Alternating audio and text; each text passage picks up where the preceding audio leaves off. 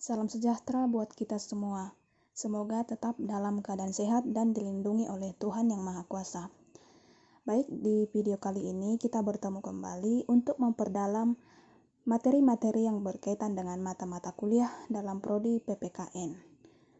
Saya Desi Eviana Siregar bersama dengan teman kelompok saya yakni atas nama Bentiarni Barasa, kemudian Elisa Putri Boru Kembaren, dan yang terakhir adalah Leonardo Panjaitan. Di sini kami akan membahas atau menguraikan tentang salah satu RPP ataupun rencana pelaksanaan pembelajaran di suatu SMA, yakni di sini kami pilih untuk Sekolah Menengah Atas Negeri 8 Muaro Jambi. Oke, langsung saja. Di sini dalam RPP atau rencana pelaksanaan pembelajaran memiliki materi pokok yakni ketentuan Undang-Undang Dasar Negara Republik Indonesia tahun 1945 dalam kehidupan berbangsa dan bernegara. Dengan submateri pokoknya adalah sistem pertahanan dan keamanan negara Republik Indonesia. Nah, kita lihat seperti yang sudah saya sebutkan, di sini kami pilih untuk SMA Negeri 8 Muaro Jambi dengan mata pelajaran Pendidikan Pancasila dan Kewarganegaraan. Kelas 10 semester ganjil dengan materi yang sudah saya sebutkan beserta dengan submateri pokok. Alokasi waktu atau durasi waktu yang dipergunakan adalah 2 kali 45 menit per pertemuan. Kita lihat terdapat bagian A yakni kompetensi inti atau KI. Di sini terbagi dalam 4 kategori. Yang pertama, kompetensi inti yang pertama itu adalah menghayati dan mengamalkan ajaran agama yang dianutnya. Kemudian beralih ke kompetensi inti yang kedua yakni menunjukkan perilaku yang jujur, disiplin, tanggung jawab, peduli, yang mana dalam peduli ini terdapat gotong royong, kerjasama, toleran, dan damai. Berikutnya santun, responsif, dan proaktif sebagai bagian dari solusi atas berbagai permasalahan dalam berinteraksi secara efektif dengan lingkungan sosial dan alam serta menempatkan diri sebagai cerminan bangsa dalam pergaulan dunia.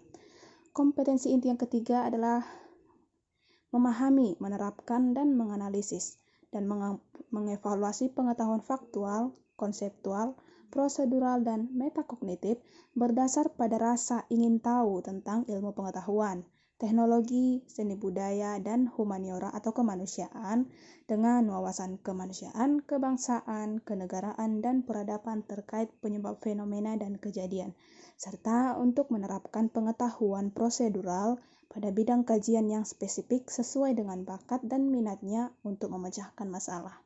Terakhir, untuk kompetensi yang keempat adalah mengolah, menalar, menyaji, dan menciptakan dalam ranah konkret dan ranah abstrak terkait dengan pengembangan dari yang dipelajari di sekolah secara mandiri, serta bertindak secara efektif dan kreatif serta mampu menggunakan metode sesuai kaidah keilmuan.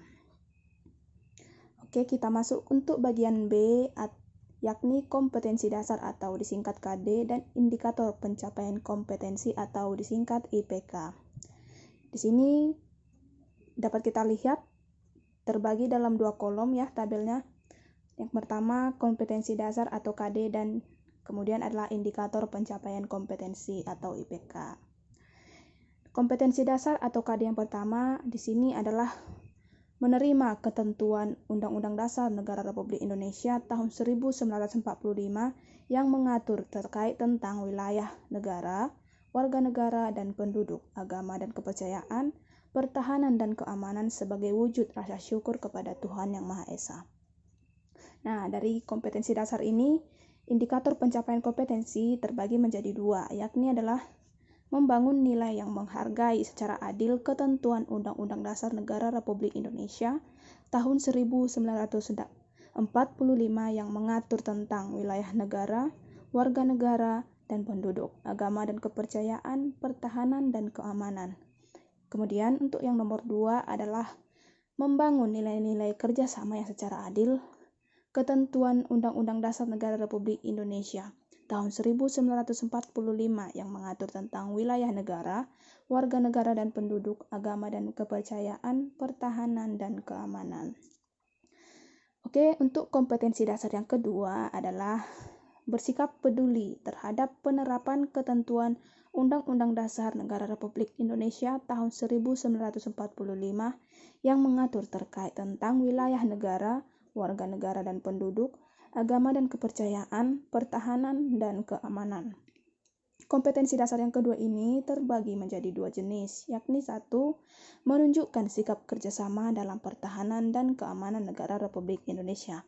Yang kedua adalah membangun nilai-nilai kerjasama yang mengatur tentang wilayah negara, warga negara dan penduduk, agama dan kepercayaan, pertahanan dan keamanan. Kemudian masuk untuk kompetensi dasar yang ketiga, yakni menelaah ketentuan Undang-Undang Dasar Negara Republik Indonesia tahun 1945 yang mengatur tentang wilayah negara, warga negara dan penduduk, agama dan kepercayaan, serta pertahanan dan keamanan. Di sini kompetensi dasar ini terbagi juga menjadi dua. Yang pertama adalah menjelaskan pengertian sistem pertahanan dan keamanan negara Republik Indonesia. Yang kedua adalah mampu menganalisis sistem pertahanan dan keamanan negara Republik Indonesia. Untuk yang terakhir, kompetensi dasar atau KD adalah menyaji hasil telaah tentang ketentuan Undang-Undang Dasar Negara Republik Indonesia tahun 1945 yang mengatur wilayah negara, warga negara dan penduduk, agama dan kepercayaan, serta pertahanan dan keamanan. Terbagi menjadi dua juga, yakni yang pertama adalah menyajikan hasil telaah tentang pengertian sistem pertahanan dan keamanan negara Republik Indonesia. Yang kedua adalah menyajikan hasil analisis sistem pertahanan dan keamanan negara Republik Indonesia. Oke, kita masuk untuk bagian B, yakni kompetensi dasar atau disingkat KD dan indikator pencapaian kompetensi atau disingkat IPK. Di sini dapat kita lihat terbagi dalam dua kolom ya tabelnya. Yang pertama kompetensi dasar atau KD dan kemudian adalah indikator pencapaian kompetensi atau IPK. Kompetensi dasar atau KD yang pertama di sini adalah menerima ketentuan Undang-Undang Dasar Negara Republik Indonesia tahun 1945 yang mengatur terkait tentang wilayah negara, warga negara dan penduduk, agama dan kepercayaan, pertahanan dan keamanan sebagai wujud rasa syukur kepada Tuhan Yang Maha Esa. Nah, dari kompetensi dasar ini, indikator pencapaian kompetensi terbagi menjadi dua, yakni adalah membangun nilai yang menghargai secara adil ketentuan Undang-Undang Dasar Negara Republik Indonesia tahun 1945 yang mengatur tentang wilayah negara, warga negara dan penduduk, agama dan kepercayaan, pertahanan dan keamanan. Kemudian untuk yang nomor 2 adalah membangun nilai-nilai kerjasama yang secara adil ketentuan Undang-Undang Dasar Negara Republik Indonesia tahun 1945 yang mengatur tentang wilayah negara, warga negara dan penduduk, agama dan kepercayaan, pertahanan dan keamanan. Oke, untuk kompetensi dasar yang kedua adalah bersikap peduli terhadap penerapan ketentuan Undang-Undang Dasar Negara Republik Indonesia tahun 1945 yang mengatur terkait tentang wilayah negara, warga negara dan penduduk, agama dan kepercayaan, pertahanan dan keamanan. Kompetensi dasar yang kedua ini terbagi menjadi dua jenis, yakni satu, menunjukkan sikap kerjasama dalam pertahanan dan keamanan negara Republik Indonesia. Yang kedua adalah membangun nilai-nilai kerjasama yang mengatur tentang wilayah negara, warga negara dan penduduk, agama dan kepercayaan, pertahanan dan keamanan. Kemudian masuk untuk kompetensi dasar yang ketiga, yakni menelaah ketentuan Undang-Undang Dasar Negara Republik Indonesia tahun 1945 yang mengatur tentang wilayah negara, warga negara dan penduduk, agama dan kepercayaan, serta pertahanan dan keamanan. Di sini kompetensi dasar ini terbagi juga menjadi dua. Yang pertama adalah menjelaskan pengertian sistem pertahanan dan keamanan negara Republik Indonesia. Yang kedua adalah mampu menganalisis sistem pertahanan dan keamanan negara Republik Indonesia. Untuk yang terakhir, kompetensi dasar atau KD adalah menyaji hasil telaah tentang ketentuan Undang-Undang Dasar Negara Republik Indonesia tahun 1945 yang mengatur wilayah negara, warga negara dan penduduk, agama dan kepercayaan, serta pertahanan dan keamanan. Terbagi menjadi dua juga, yakni yang pertama adalah menyajikan hasil telaah tentang pengertian sistem pertahanan dan keamanan negara Republik Indonesia. Yang kedua adalah menyajikan hasil analisis sistem pertahanan dan keamanan negara Republik Indonesia.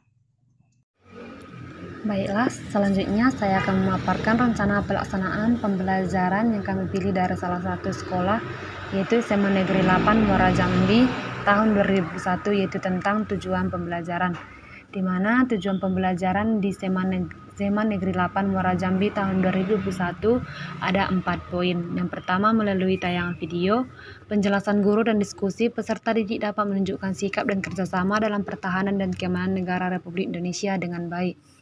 Yang poin kedua, setelah mengamati tayangan video, PowerPoint, informasi dari internet, tanya jawab, dan berdiskusi, peserta didik dapat menjelaskan pengertian sistem pertahanan dan keamanan negara Republik Indonesia dengan tepat. Poin yang ketiga, setelah mengamati tayangan video, PowerPoint, informasi dari internet, tanya jawab, dan berdiskusi, peserta didik dapat menganalisis sistem pertahanan dan keamanan negara Republik Indonesia secara logis dan sistematis. Poin keempat, tujuan pembelajaran, setelah menyimak tayangan PowerPoint, penjelasan guru dan diskusi kelompok, peserta didik dapat menyajikan hasil analisis sistem pertahanan dan keamanan negara Republik Indonesia dengan baik dan sistematis. Di materi pembelajaran, di mana materi pembelajaran ini mencakup materi-materi seperti yang pertama, substansi pertahanan dan keamanan negara Republik Indonesia. Para pendiri negara melalui sidang Badan Penyelidik Usaha Persiapan Kemerdekaan Indonesia atau disingkat dengan BPUPKI telah mencantumkan upaya mempertahankan kemerdekaan ke dalam Undang-Undang Dasar tahun 1945 bab 12 tentang pertahanan negara yang tertulis dalam pasal 30. Para tokoh pendiri negara berkeyakinan bahwa kemerdekaan Indonesia dapat dipertahankan apabila dibangun pondasi atau sistem pertahanan dan keamanan negara yang kokoh. Hal itu harus diatur dalam Undang-Undang Dasar Negara Republik Indonesia tahun 1945. Perubahan Undang-Undang Dasar Negara Republik Indonesia tahun 1945 semakin memperjelas sistem pertahanan dan keamanan negara kita. Hal tersebut diatur dalam pasal 30 ayat 1 sampai dengan ayat 5 Undang-Undang Dasar Negara Republik Indonesia tahun 1945 yang menyatakan sebagai berikut. Yang pertama, tiap-tiap warga negara berhak dan wajib ikut serta dalam usaha pertahanan dan keamanan negara. Yang kedua, usaha pertahanan dan keamanan negara dilaksanakan melalui sistem pertahanan dan keamanan rakyat semesta oleh Tentara Nasional Indonesia dan Kepolisian Negara Republik Indonesia sebagai kekuatan utama dan rakyat sebagai kekuatan pendukung. Info kewarganegaraan wilayah Indonesia yang sangat luas membutuhkan sistem pertahanan dan keamanan untuk menjaga stabilitas nasional. Salah satu alat negara yang dapat menjaga keamanan dan pertahanan negara adalah Tentara Nasional Indonesia yang diatur dalam Undang-Undang Nomor 34 Tahun 2004. Yang ketiga, Tentara Nasional Indonesia terdiri atas Angkatan Darat, Angkatan Laut, dan Angkatan Udara sebagai alat negara bertugas mempertahankan, melindungi, dan memelihara keutuhan dan kedaulatan negara. Yang keempat, Kepolisian Negara Republik Indonesia sebagai alat negara yang menjaga keamanan dan ketertiban masyarakat, bertugas melindungi, mengayomi, melayani masyarakat, serta menegakkan hukum. Yang kelima yaitu susunan dan kedudukan Tentara Nasional Indonesia, Kepolisian Negara Republik Indonesia, hubungan kewenangan Tentara Nasional Indonesia dan Kepolisian Negara Republik Indonesia di dalam menjalankan tugasnya, syarat-syarat keikutsertaan warga negara dalam usaha pertahanan dan keamanan diatur dengan undang-undang. Bagian materi yang kedua yaitu seperti kesadaran bela negara dalam konteks sistem pertahanan dan keamanan negara. Membela negara tidak harus dalam mewujudkan perang, tetapi bisa diwujudkan dengan cara-cara lain, yaitu dengan seperti berikut. Yang pertama yaitu A. Ikut serta dalam mengamankan lingkungan sekitar seperti Siskamling. B. Yaitu ikut serta membantu korban bencana di dalam negeri. C. Belajar dengan tekun pelajaran pendidikan kewarganegaraan atau PPKN. D. Mengikuti kegiatan ekstrakurikuler seperti Paskibra, PMR, dan Pramuka. E. Pelatihan dasar kemiliteran secara wajib. F. Pengabdian sebagai anggota TNI. G. Pengabdian sesuai dengan profesi keahlian. Bagian E. Metode pembelajaran, di mana dalam metode pembelajaran ini ada 3 tahapan yang dilaksanakan, yaitu dengan pendekatan saintifik TPACK. Yang kedua yaitu metode pembelajaran dengan model, yaitu dengan problem based learning. dan metode pembelajaran dengan metode ceramah, tanya jawab, diskusi, dan penugasan. Bagian F, alat dan media. Alat yang digunakan yaitu seperti komputer, laptop, spidol, papan tulis, dan media yaitu seperti PPT, video pembelajaran, worksheet atau lembar kerja peserta didik atau LKPD, dan lembar penilaian. Baiklah, saya akan melanjutkan materi selanjutnya yaitu kegiatan pembelajaran. Dalam kegiatan pembelajaran tersebut ada dinamakan kegiatan pendahuluan yang memakan waktu selama 15 menit. Di sini ada yang berisi yang pertama saya akan menjelaskan yaitu guru bersama peserta didik harus saling memberi salam ataupun menjawab salam serta menyampaikan kabarnya secara masing-masing. Nah, yang kedua yaitu guru dan siswa berdoa bersama sesuai dengan agama yang dipimpin oleh siswa masing-masing. Dan yang ketiga yaitu guru memeriksa kehadiran peserta didik sebagai suatu sikap yang disiplin dalam ruang belajar. Nah, yang keempat yaitu saya akan menjelaskan peserta didik menyiapkan diri agar untuk siap memeriksa keterampilan atau kerapian secara disiplin dan bersikap tegas untuk dapat melakukan pembelajaran yang efektif. Nah, yang kelima yaitu guru mengikatkan kepada peserta didik untuk selalu menerapkan protokol kesehatan dengan cara mematuhi 5M, yaitu 5M itu terdiri atas memakai masker, mencuci tangan dengan sabun dan air yang mengalir dan menjauhi kerumunan dan menjaga jarak dan membatasi mobilitas dan interaksi. Nah, yang keenam yaitu peserta didik menyanyikan lagu Bangun Pemuda-Pemudi dan mendengarkan penjelasan guru tentang pentingnya menanamkan rasa nasionalisme di dalam negara. Nah, yang ketujuh yaitu siswa menyimak apresiasi dari guru tentang pelajaran sebelumnya dan mengaitkan dengan pengalamannya sebagai bekal pelajaran untuk kedepannya. Nah, yang ke-8 yaitu siswa bertanya kepada guru untuk mengetahui materi yang sebelumnya atau disebut dengan collaboration scientific. Yang ke-9 yaitu peserta didik menyimak penjelasan guru tentang semua kegiatan yang akan dilakukan dan tujuan pembelajaran atau disebut dengan communication. Nah, yang ke-10 kemudian menyebutkan pembelajaran berbasis sebagai model pembelajarannya dengan metode ceramah ataupun tanya jawab serta diskusi dalam penugasan. Nah, di dalam kegiatan pembelajaran tersebut ada yang disebut dengan kegiatan inti yang mencapai waktu 65 menit. Di sini ada kegiatan inti yang terdiri atas mengorganisasikan peserta didik yang terdiri atas peserta didik dibagi ke dalam 3 kelompok yaitu kelompok A, kelompok B, dan kelompok C. Dan guru juga memberikan yang disebut dengan LKPD yang sudah disediakan kepada peserta didik. Nah, yang kedua yaitu orientasi peserta didik terhadap masalah yang terdiri atas beberapa bagian. Peserta didik diberi motivasi atau rangsangan untuk memuaskan perhatian pada materi sistem pertahanan dan keamanan Republik Indonesia dan melihat menayangkan video yang relevan sesuai dengan materi pembelajaran. Nah, mengganti peserta didik mengamati video pembelajaran untuk memahami masalah dan dapat menjelaskan pengertian sistem pertahanan dan keamanan negara Republik Indonesia dan menganalisis sistem pertahanan dan keamanan negara Republik Indonesia. Dan yang ketiga yaitu membaca. Di sini kegiatan membaca itu seperti dilakukan di rumah dan di sekolah dengan membaca materi dari buku, paket, modul, dan lain-lain. Dan yang keempat yaitu mendengar dan menyimak. Di sini mendengar dan menyimak itu suatu pemberian materi sistem pertahanan dan keamanan Republik Indonesia oleh setiap guru.